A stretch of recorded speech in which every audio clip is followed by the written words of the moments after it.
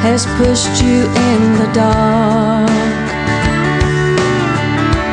You've become a bullseye target, burning flames singe your tender heart.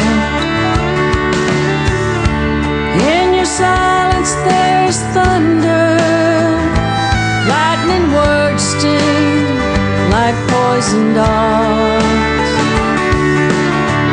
You think that you've hit rock bottom. Our guest this morning is a lady who's been a guest before. In fact, we want to talk about something that came from the last time that we got together. She is a recording artist, a songwriter, lives in Batesville, travels all over the place, is in and out of Nashville more, and I'm in and out of Little Rock. Debbie Cochran. Debbie, good to have you on the program this morning. Well, it's great to be here again. And when you were here last time, you had recorded a new album. We were talking about some of the music on it. Yes. And there was a song called Don't Wake Me Up, I'm Dreaming. Yes. And from that led to you getting involved in a project. Tell us about that. Yes, the National Red Ribbon Week. Yes. And the song Don't Wake Me Up, I'm Dreaming, you asked me about that. I did. Mm-hmm. You said it was one of your favorites on the album and asked me what inspired the song. And there was a young man, Ben Breedlove, that was born with a heart defect. He died a week after he made a video that was on the internet. Mm-hmm. And it was about what he saw when he died 4 different times and they brought him back to life. Wow. About the bright lights, the peace he felt, and it touched my heart, so I began to write this song. Mm-hmm. But in that same week, I also saw on the internet where a young boy had taken his life because of bullying. Yes.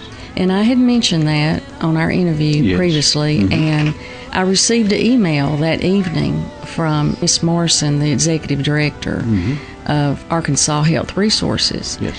And she asked me would I participate in Red Ribbon Week on the subjects of anti-bullying and suicide. Well, I sat back and looked at the email on my computer and took a deep breath because both of those are 2 really big subjects. Yes. Being a victim of bullying also, as many, I'm sure, a lot of people, some people may not express it. You want to get as far away from it as you can. Sure. But anyway, I decided that after I sat there and dwelled on it for a little bit, I said yes, and I emailed her back and said I'd be glad to talk about it. And when I did and said yes, this song started coming to me called Eyewitness. Eyewitness, okay. Yes. When something comes to you, sometimes it's fast, isn't it? Oh, yes. Some of them come really fast. The whole thing will come to me. I just have to maybe edit some of the words a little, but mm-hmm. even the music comes to me. Mm-hmm. And I'll be sleeping or trying to sleep at night, and I can't because these songs are coming to me, and I'll get up and write them down and go to the keyboard or whatever and get the melody in my head, and then the next day get on it. So you were a victim of bullying? Yes, at 12 years old. It was through some words that was said to me, mm-hmm. and they followed me all the way up to, I'd say, the year maybe 2003. Mm-hmm. And when I finally learned about forgiveness and truly letting go of it, that was the turning point in my life, and that's when my music began to blossom and grow. I believe there's a seed that's planted in each of us when we're born a dream. Sure. And that was my dream, to always be a recording artist, mm-hmm. sing on the Grand Ole Opry and write songs. And because I let a bully control me, mm-hmm. I hid my dreams behind the voice in my head that said, you're not good enough to do this. Mm-hmm. But when you let go, you begin to live again. Yes.